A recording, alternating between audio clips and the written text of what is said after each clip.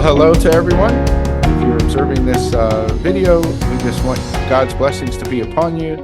And we are just so excited to have these conversations about God's generosity. And I'm sitting here in our narthex again, next to the baptismal font, and you can hear the water flowing in the background. And as Pastor Dave and I were talking last week about our call stories, it reminded me of a story I had about Tanzania as well. And so I want to talk about the generosity of God in my calling that happened in Tanzania. And I'm going to turn it over to you, Pastor Dave, so that you can start our interview. And thank you for being willing to do this interview. I didn't know how to interview myself. I thought that was going to be kind of a difficult thing. No, and I think this is a great example of what we can do with each other to hear our stories. So Yes. you got to hear mine last week, a little taste of it, and this week we get to hear some more of Pastor Drew's story. He might have shared some of it with you, but a chance to listen again. Maybe there's some new things that come up for you. And I was fortunate enough to be with you on a part of your journey Yeah. and in your formation and discernment to go into ordained ministry. And one of those things that you mentioned was your trip to Tanzania, and that was really fun for me because you got to visit some of the places that. Uh, Yes, yes. The university that you had gone to became the University of Iringa, and I got to be there. And I stayed in the Lutheran home just like you did. It was Lutheran Center, I think they call it. Yes, it was really amazing. That is awesome. I just you mentioned this was a formal piece. Maybe you can share a little bit more about that, and then Yes, we can jump around a little bit more. I like that. Well, I have to jump back a couple years to start the story because the story started with God. It was really amazing. As the pandemic was getting ready to happen, and of course, none of us knew the pandemic was getting ready to happen. Um, Around January, so the pandemic kind of started in March. So January before the pandemic started, January of 2020, I found myself in a position that was an interim position where I was doing church music for a church that was looking to hire a music director, and they weren't ready to hire a music director when I met them back in September. So from September till January, they had hired me to help them get through Christmas and help them get ready to welcome a new music director. And that was a great interim opportunity for me to then look for jobs and try to figure out what my next steps were in ministry. And the thing that I felt really frustrated was that I was looking and looking and looking for a job, and it seemed like nothing was opening. There was no doors opening. And so I said, God, all I've been doing is praying for my own needs. I've been praying for my own job. I've been praying for what I need, and I haven't been praying for what you're doing. And I want to know how to pray. So just like the disciples said, teach me to pray, and you taught the Lord's Prayer, I want to know how to pray. And so I was searching through the Bible, and I found a verse that was about all peoples from every tribe and every tongue. And for me, I was wondering if I had prayed internationally or globally enough. And I felt like I hadn't. I felt like I had prayed about me and what I needed. And I need a job. I need all these things, right? So I said, okay, Lord, it sounds like you want me to pray internationally. So I don't know what that looks like, and I'd like to learn from you what that is. Teach me how to pray.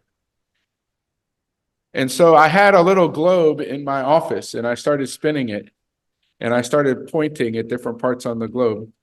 And the point that I stopped at was the east coast of Africa. And so I started praying that God would give me a little bit more Africa is a gigantic place. So I wanted a little bit more clarity of what I'm praying for. So I said, God, give me a little bit more of a refined area. So I got led to Somalia and to Tanzania. in my prayer. And I started praying for both of those countries in earnest, not knowing what that would turn into, just saying, God, keep teaching me to pray, and I'm going to pray for these two countries, Somalia and Tanzania. And then about a month later, a position opened up for me at Hope Lutheran in Clinton.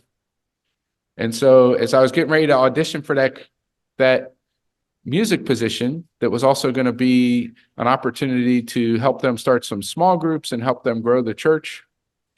It wound up that the pandemic hit on the same day that I auditioned for the church.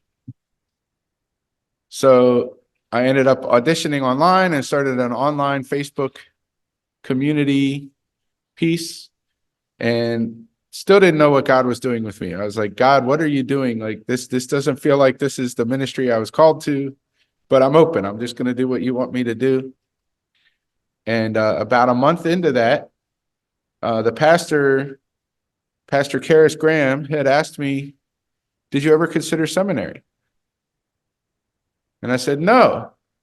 But on the way to my lips, the no changed into, what would that look like? Because I wanted to stay open to God.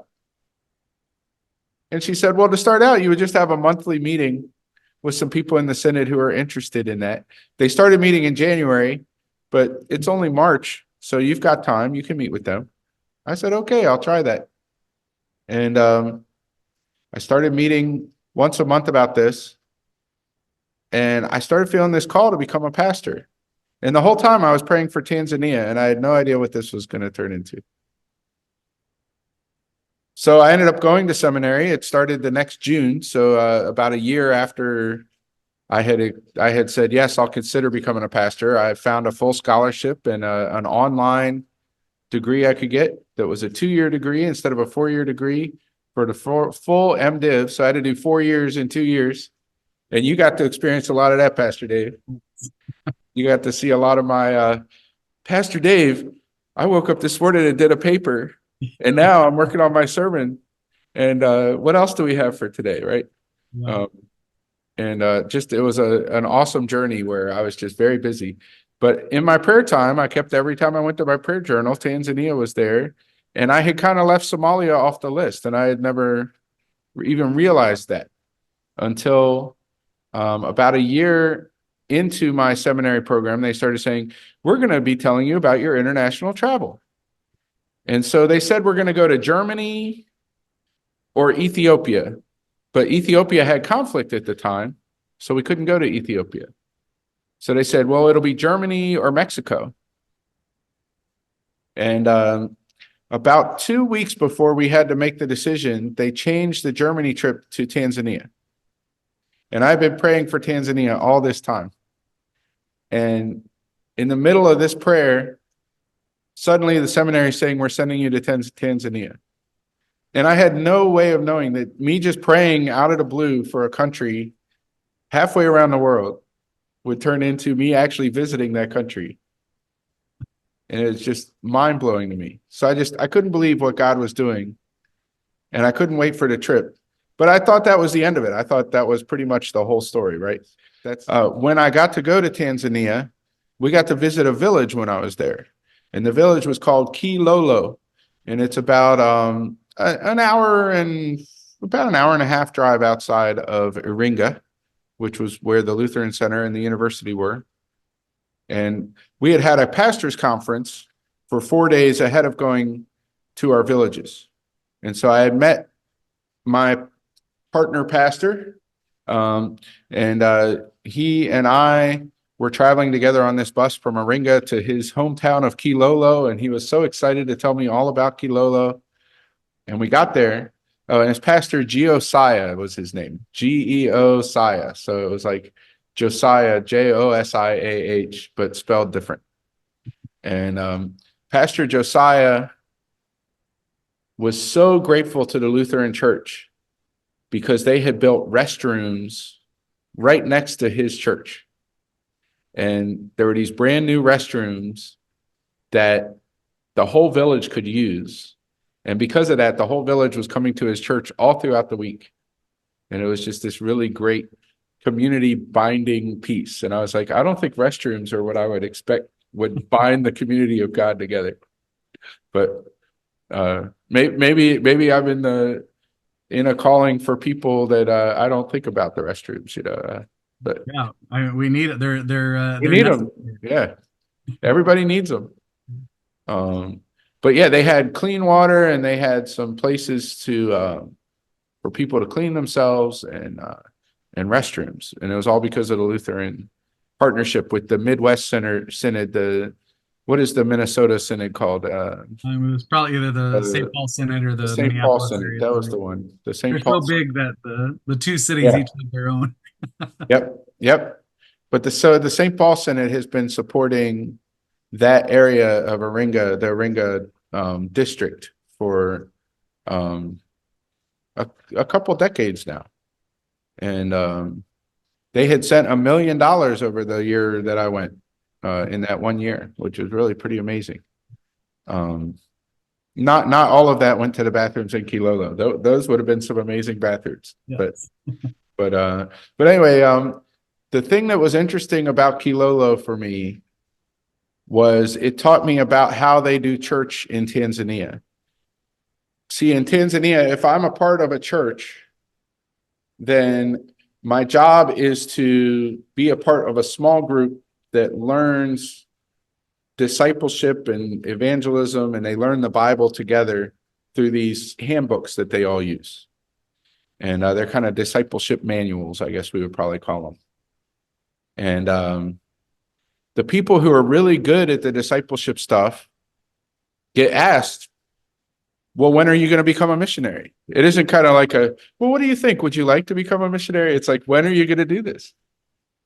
And they had sent 2 missionaries from Kilolo to 2 villages nearby. And the job of the church that's sending the missionaries is to build a new church in the village where they sent the missionary. Mm. So the church in Kilolo was built by the village that had sent the people to plant the church, that had sent the missionary to plant the church in Kilolo. And now it was booming. Hundreds of people were there on a Sunday. And at the end of this video, I'll put in a little hello from Kilolo so everybody can see it. The thing that was really amazing was these 2 missionary congregations were like half buildings. They had built the walls and the roof, and the windows were boarded up with the what are the kids Christmas Operation Christmas Child. Wow. They had a ton of cardboard boxes from Operation Christmas Child, and those were the windows of these 2 churches at this point because they didn't have the glass yet to put into the windows. So what I realized God was doing in my prayer journey was I was supposed to go and pray at these locations, at these 2 missionary congregations, and at the church in Kilolo, and tell them this story about how God had used this prayer to bring me over to Tanzania. Love it. And I was blown away. I was weeping. I was sobbing at one point because God was just so powerfully present in the midst of this whole journey to Kilolo, and then walking up the side of this mountain to this first mission church that was on top of the mountain, and then walking down the mountain to the second mission church, which was at the bottom of the mountain. And Kilolo is kind of halfway between the 2. And the thing that I learned as I was praying was that God had taught me that the prayers that God has for me are so much bigger than the prayers that I thought I had. And I learned to not just pray for me, but to pray for other people. And it turned into this global prayer that got answered by me going and praying for these mission congregations. And now my friend, Pastor Josiah, is at a 3rd mission that the Kilolo church started. And they have a new pastor in the Kilolo church. Wow. It was really amazing to see this. Yeah. So anyway, that was my story. That was the rest of the story. Yeah. Well, one of the stories that I appreciated that you shared, as you're talking about these churches that it blows my mind to see these churches send out these missionary, and they go disciples to go and build new churches. But then the story of how these communities look out for one another, Yes. as a lack of a better, they look out for each other to a great extent. I like when They do. They do. Yes. Thanks for reminding me of that part of the story.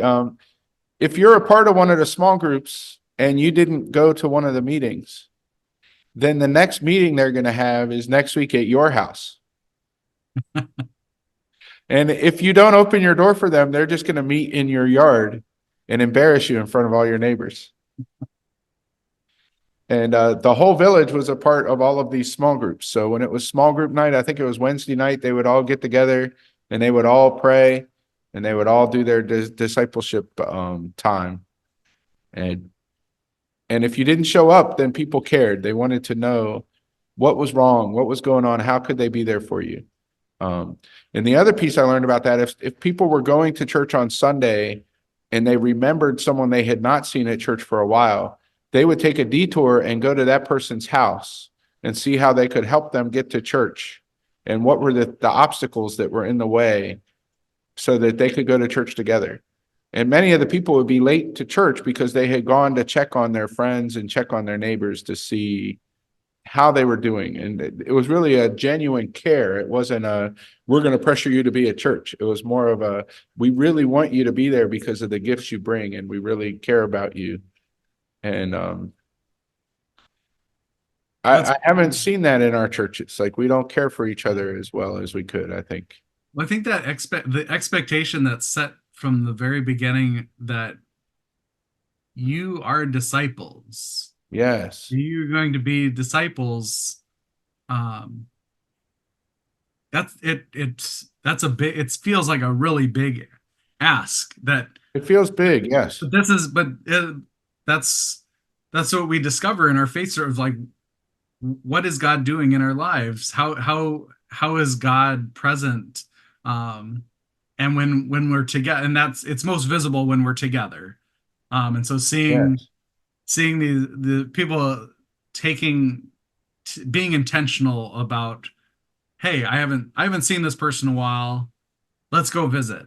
Right.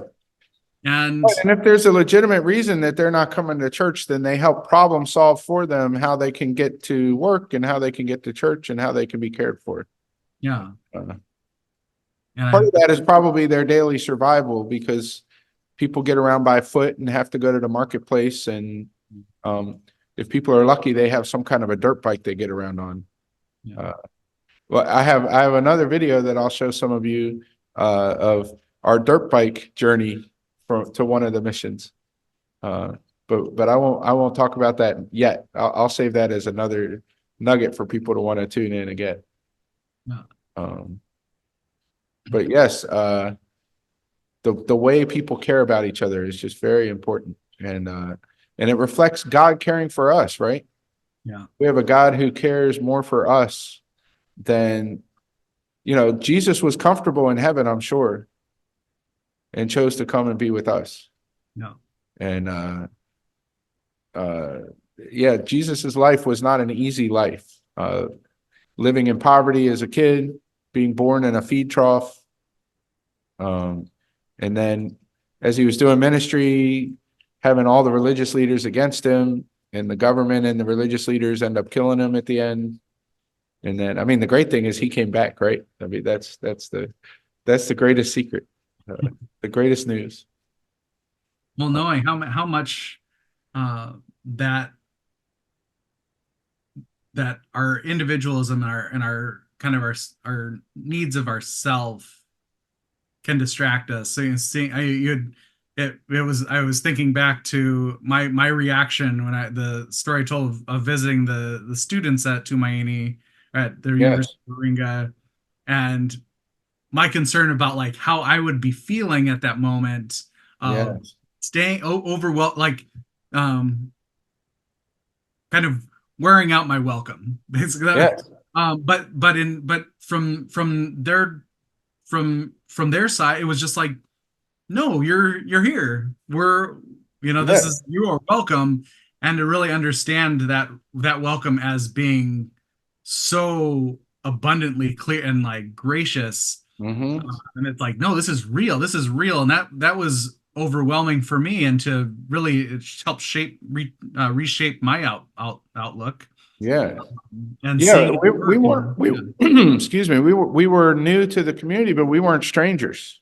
yeah. We were accepted immediately right into the community. It was, unreal, And to but understand powerful. like how that might uh, reshape how we are church together in Yeah. Yeah. in our country, and how culturally different, and um, that it would just be so life altering, Yes, it really and would. so beautifully faithful to who we are. Uh, Yes. Yes, that's beautiful. The one thing that came out of my experience in Tanzania that I added to our church ministry here at Nativity is I came up with a phrase that kind of sums up why we're here. And the phrase says, "We are connecting all people to Christ's love." And I think that when we make it about connecting other people and about caring about what's happening to them and what's going on in their life, then that's when God can really use us. And when we're focused more on ourselves, then we end up missing out on the bigger picture. And like you said last week, we get a chance to meet our neighbors when we're serving. We get the chance to meet our community, and we get to see what it is that people really care about and what it is that people are doing and how God is moving in this world. It's just quite amazing. uh, Well, I well, think we're about at the end of our time. yeah. And I am very grateful again to you for taking the time to help us put this together. And Oh, thank hopefully you. we can use this here at Nativity, and you can use this somehow at Epiphany as well. And we just thank you that your Burtonsville presence was here in the midst of our Mount Vernon neighborhood of Alexandria. Yes. One thing I did want to, you had mentioned your discernment, when you first, kind of at the beginning of when you were, at the beginning of your story this morning, Yes. uh, the discernment group that you were in. And I know last week, figuring out ways that we can kind of lean into our faith and our call as Yes. disciples. Yes. And this is one of the really amazing things that our synod does, It that really is. started just a few years ago. Are discernment groups that Mhm. you can do, and it doesn't have to be Yeah, something that anybody can do them, and it can be that you're interested in figuring out God's ministry for you. It doesn't need to be that you're going to be a pastor. It doesn't need to be that you're going to end up being a deacon. It helps you kind of discern where is God working in your midst. And it's a really great. I had the opportunity to accompany one of our members through a discernment group. You could, if you sign up, you have the opportunity to be with Pastor Drew, another yes, leader, to help just flesh out, what is God calling you to do and to be in this world. So yes, and it's a 1 year commitment, which sounds overwhelming, but it's only once a month. So what you do is you read a book that's a quite accessible, pretty short book each month. And the Synod has picked out 12 books they think are very helpful for discernment of your faith formation. And they then you get together with the other people on a Zoom call and you talk, or at a church, and you talk about what it is you learned from the book. And it's really quite simple in the commitment. And it's really quite profound what God does in the midst of the commitment. So these discernment groups are really a great opportunity. Yes, and a pastor will walk alongside you. And I'd love to be that pastor. Pastor Dave would love to be that pastor. Or we can find someone who is nearby And Zoom is always just a button away, right? So just a click away. So, well, thank you, Pastor Dave. I'm really excited for these 2 weeks we've been together, and I just can't wait to see what God does with these messages and with our stories. Yes, and I'll continue to pray for Nativity and all the folks there through your Lenten season. And yes, and let Epiphany know I'm still praying for you guys and praying for you through your Lenten season. And I look forward to hearing the great news about how you guys celebrated the resurrection and Easter and all of those wonderful things. yes, well, thank you. Well, thank you, and thank you for your time today. Yeah, take care. Yeah, take care of yourself.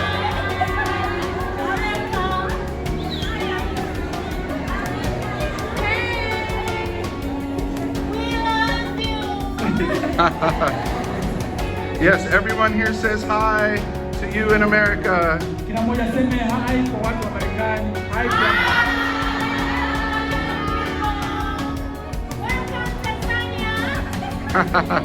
Amen, amen.